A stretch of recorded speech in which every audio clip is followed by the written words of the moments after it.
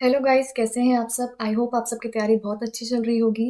और जितने भी बच्चे ऐसे हैं जो कि एसएससी सीएचएसएल 2019 का टीयर सेकंड देने जा रहे हैं, तो आपकी तैयारी तो अब तक हो ही चुकी होगी। बिल्कुल फाइनल टाइम है ये आपका। लास्ट मिनट टिप्स क्या रहने चाहिए, क्या आपको करना चाहिए, क्या नहीं करना चाहिए, सब इस वीडियो में हम देखेंगे। वीडियो में आगे चलने से पहले मैं आपको बता दूं कि अगर आप अनअकैडमी प्लस का सब्सक्रिप्शन लेना चाहते हैं, अच्छे से अपनी तैयारी करना चाहते हैं, तो ध्यान रखिएगा। पी एम वाई टी जैसे ही आप अप्लाई करते हो, आपको मैक्सिमम डिस्काउंट मिल जाता है। और आपका ये हर कैटेगरी में अप्लाई होता है, चाहे एसएससी, रेलवेज, यूपीएससी, कोई सी भी कैटेगरी हो गई, सब में आपका पीएमवाईटी ही है, जिससे कि आपको मैक्सिमम डिस्काउंट मिलेगा।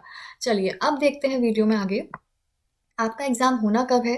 एसएससी सीएचएसएल का एग्ज़ाम 2019 का टीयर सेकंड, जो कि आपका होता है डिस्क्रिप्टिव, ये आपका 14th पे आपको होना है। बहुत ही लिमिटेड टाइम बचा है, बहुत ही थोड़ा सा टाइम बचा है। तो इस टाइम पे देखो, नई चीज़ें तो आपको नहीं पढ़नी है, केवल जो आपने ऑलरेडी अभी तक तैयार कर चुके हो उनको रिवाइज करना है। देखते हैं पहले तो पैटर्न क्या रहता है एग्ज़ाम का आपका, और फिर देखते हैं कुछ टिप्स। सबसे पहले तो ये आपका ऑफलाइन होता है paper, pen and paper mode में होता है। 100 मार्क्स का आपका पेपर होता है। दो चीज़ें पूछी जाती हैं। एक आपका 50 मार्क्स का ऐसे हो गया, दूसरा आपका 50 मार्क्स का लेटर, एप्लीकेशन या प्रेसेस कुछ भी पूछ लेता है। ठीक है, अभी तक तो क्या होता था कि आपसे केवल लेटर या एप्लीकेशन ही पूछा जाता था, प्रेसेस राइटिंग नहीं पूछा जाता था। लेकिन लास्ट ईयर क्या हुआ था, आपका 2019 का जो डिस्क्रिप्टिव हुआ था, उसमें प्रेसेस पूछ लिया गया था। तो चांसेस है कि अब वो पूछा जा सकता है, तो बिल्कुल भी हल्के में मत लेना, उसको भी आपको करके जाना है। और अभी तक भी नहीं किया है तो मैं आपको यही सजेस्ट करूंगी कि आप कुछ प्रेसेस देख लो, कैसे लिखा जाता है, कैसे करा जाता है। समरी टाइप उसमें आपको लिखनी होती है, तो वो एक बार देख के ज़रूर जाना। कभी वहाँ पे एकदम से आपको लगे कि अब कैसे लिखना है, नया सा लगे आपको। ठीक है, 1 आवर का टाइम मिलता है, 60 मिनट्स का। इसमें इसमें आपको पूरा पेपर कंप्लीट करना होता है। और ऐसा नहीं है कि 60 मिनट्स मिले तो 30 मिनट्स में हमें ऐसे करना है, 30 मिनट्स में लेटर करना है, ऐसा बिल्कुल भी नहीं है। आपके ऊपर है, आपको जितना टाइम लगाना है, जिस चीज़ में जितना टाइम लगाना है उतना टाइम लगा सकते हो। सजेशन यही रहेगा कि अपना पूरा पेपर आप 50 मिनट्स में पूरा कर लो। 50 मिनट्स में पूरा करने के बाद जब 10 मिनट बचेंगे लास्ट में, उसमें आप एक बार पूरा चेक कर लो, कहीं कोई मिस्टेक तो नहीं है, कुछ छूटा तो नहीं है, कुछ गलती तो नहीं करी है। एक बार पूरा पढ़ लो। तो 50 to 55 मिनट्स में आप कोशिश करो कि कंप्लीट कर लो पूरा पेपर। उसके अकॉर्डिंग ही टाइम लेके चलना, क्योंकि सोचने के लिए भी थोड़ा सा स्टार्टिंग में टाइम चाहिए होता है। सबसे पहले तो पेपर आए तो आपको सोचने के लिए टाइम चाहिए कि भाई जो टॉपिक आया है उसमें हमें क्या क्या लिखना है। ऐसा नहीं है कि आपने जैसे ही टॉपिक देखा और फटाक फटाक लिखना शुरू कर दिया, नहीं।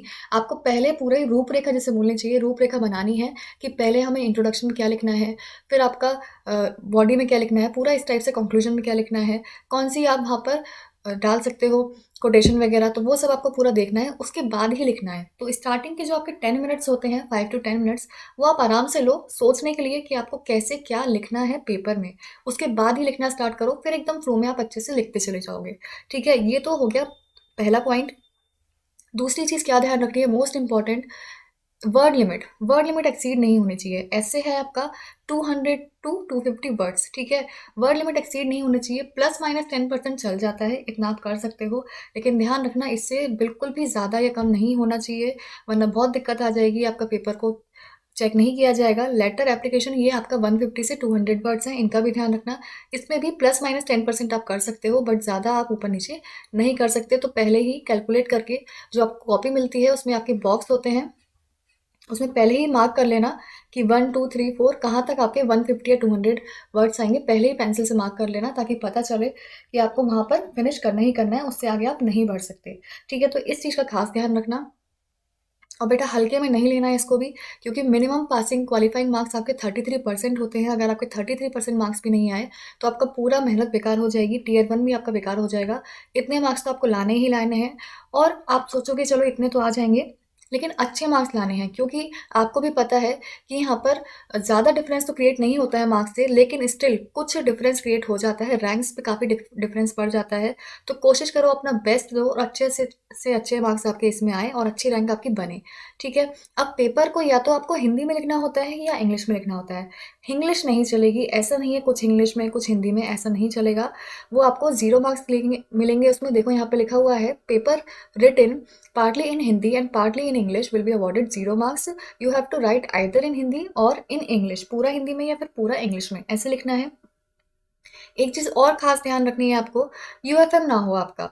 जो आपको कॉपी दी जाती है, ध्यान से उसमें देख के एक-एक चीज़ फ़िल करना, कुछ समझ में नहीं आता है तो वहाँ जो इन्विजिलेटर हैं उनसे पूछ लेना।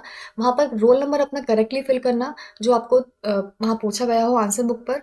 ऑल्सो जो सिग्नेचर जहाँ करने होते हैं वहाँ पे सिग्नेचर करना, लेफ्ट हैंड थंब इम्प्रेशन जहाँ लगाना होता है वहाँ पे लगाना। कभी-कभी जल्दी-जल्दी में क्या होता है कि जहाँ लेफ्ट हैंड थंब इम्प्रेशन लगाना होता है वहाँ पे हम साइन कर देते हैं और साइन की जगह पर थंब इम्प्रेशन कर देते हैं। तो उस चीज़ का ध्यान रखना, पूरी मेहनत बेकार हो जाएगी। सही से कॉपी फिल करना, ठीक है? और रोल नंबर ज़रूर भरना है और कॉपी के अंदर कुछ भी आपको एक्स्ट्रा नहीं लिखना है। कॉपी के अंदर कुछ भी एक्स्ट्रा लिख दिया तो आप जानते हो यूएफएम आपका हो सकता है, तो उससे ध्यान रखना है, पूरी मेहनत बेकार हो जाएगी। इन चीज़ों का खास ध्यान रखना है। यहाँ पर भी देखो मेंशन किया हुआ है आपका, candidates are strictly advised not to write any personal identity example roll number, name, mobile number, address etcetera inside the answer book.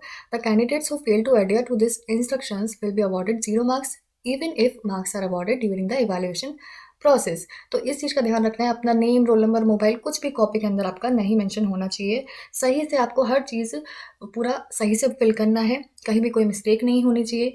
एक चीज़ का और ध्यान रखना, जब आप ऐसे लिखोगे या लेटर लिखोगे या कुछ भी लिखोगे, वहाँ पर कभी-कभी क्या होता है कि इंग्लिश अगर हमें अच्छे से आती है या हिंदी भी मैं कहूँ अच्छे से आती है, तो कभी-कभी अच्छे-अच्छे वर्ड्स होते हैं, उनको हम सोचते हैं कि इनको हम यूज़ कर लेते हैं तो एग्ज़ामिनर इम्प्रेस हो जाएगा। लेकिन ज़्यादा वर्ड्स हमें ऐसे नहीं यूज़ करने हैं जिससे कि कन्फ्यूजन क्रिएट हो। सिंपल इंग्लिश में, अगर इंग्लिश में आप लिख रहे हो तो सिंपल इंग्लिश में लिखना है ताकि वो सबको समझ में आ जाए, ठीक है? भारी भरकम वर्ड्स का यूज़ नहीं करना है। वर्बोसिटी इन शॉर्ट मैं बोल सकती हूँ, वर्बोसिटी नहीं होनी चाहिए। अपनी नॉर्मल इंग्लिश लैंग्वेज जो होती है, सिंपल इंग्लिश में आप लिखो, ठीक है? और ध्यान रखना स्पेलिंग मिस्टेक भी नहीं होनी चाहिए, ठीक है? तो जो भी आप लिख रहे हो, साथ-साथ देखते हुए चलना कि भई स्पेलिंग मिस्टेक नहीं होनी चाहिए। इंग्लिश में स्पेलिंग मिस्टेक नहीं होनी चाहिए, हिंदी में मात्राओं का ध्यान रखना कि भई हैं लिख रहे हैं, है लिख रहे हैं, तो उन सब में ध्यान देना कि भई स्पेलिंग मिस्टेक बिल्कुल नहीं होनी चाहिए। ये कुछ पॉइंट्स हैं जो कि आपको ध्यान रखने हैं। लास्ट में आपसे बस यही कहूँगी कि बेटा ध्यान रखो, आपने जो पढ़ा है वो अच्छा पढ़ा है, अपने ऊपर विश्वास रखो, विश्वास होगा सब कुछ अच्छा होगा। बस अच्छे से परफॉर्म करके आना, टेंशन मत लो बिल्कुल भी, ठीक है? और जो पढ़ा है अच्छा पढ़ा है, टेंशन मत लो, अच्छे से खा पी के मस्त होके जाना एग्जाम में और अच्छे से लिख के आना, सब कुछ अच्छा होगा, अच्छे मार्क्स आएंगे और इस बार आपका सिलेक्शन पक्का है, ठीक है? तो ये आपकी हो गई लास्ट मिनट टिप्स। बाकी अगर आप अच्छे से तैयारी करना चाहते हो किसी भी एग्जाम की, अगर स्पेशली मैं एसएससी की किसी भी एग्जाम की बात करूँ तो आपको बहुत सारे बेस्ट एजुकेटर्स यहाँ मिल जाएंगे।